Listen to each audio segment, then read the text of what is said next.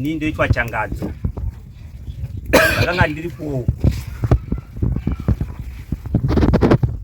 paradzoka tenso. Musa yangu inoda izvi. Waiwa musi wa 13 October. Chibva kwandaibvawo ndine ngoro yangu yaiva neuswa. Ndichidarika nerodhi. Ndakazwa azhwe ndichitori nekanhambo padhuze nerodhi yangu iyoyo. Chinzi mbavha. Ndakaramba ndichiinda kusvika ndasvika pedyo nawo. Ndakamisawo ngoro yangu nevandaiva naye ndikatsaukapo.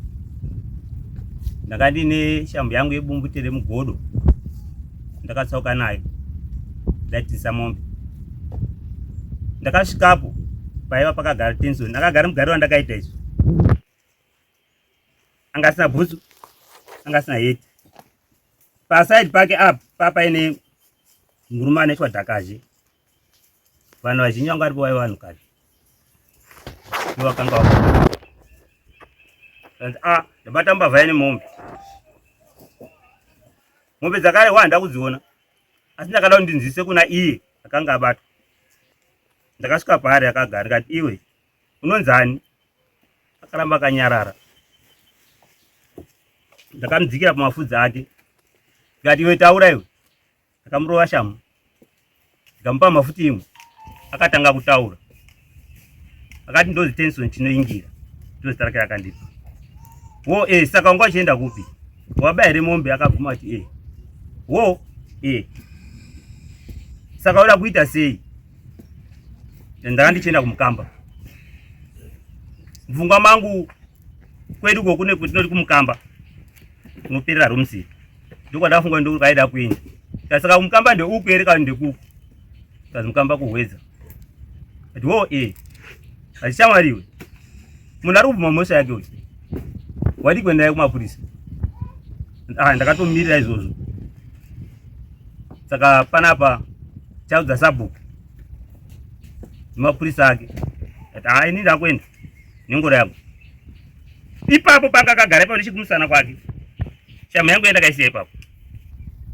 Zvazoti iko zvinezvi ndazobva mhuri yekwamujuru.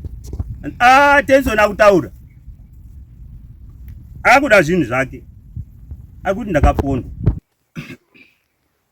Wo ndakagara. Hapana aikwanisa kuti nditaure naye kana kuti ndivane naye umbowo. Kuti zviri kufamba sei. Ndakangoendawo pamedia. Sekuti vari kutora navo vanokana pamedia, paYouTube. Vana download ndakazvionera ndegawo. Murume akuda zvinhu zvake. Ende vanhu ava vari kutaurwa zita rangu. Ndanga ndiripo. Handida kuda kuzviramba. Ati inini kuti nditaurira nemurume uyu ndinofanira kuendapo.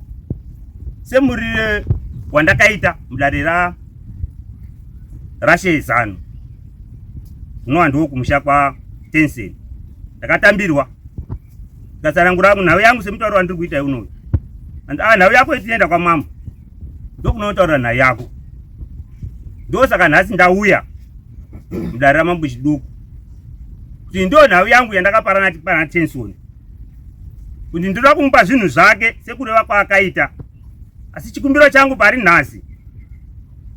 Ndaitawo dambudziko kuti mombe dzangu dzandakatarisa kuti dzinosvika dzanonoka kukiriwa. Kuti kuda dziri munzira 5. 2 dzacho dzakasara kumusha.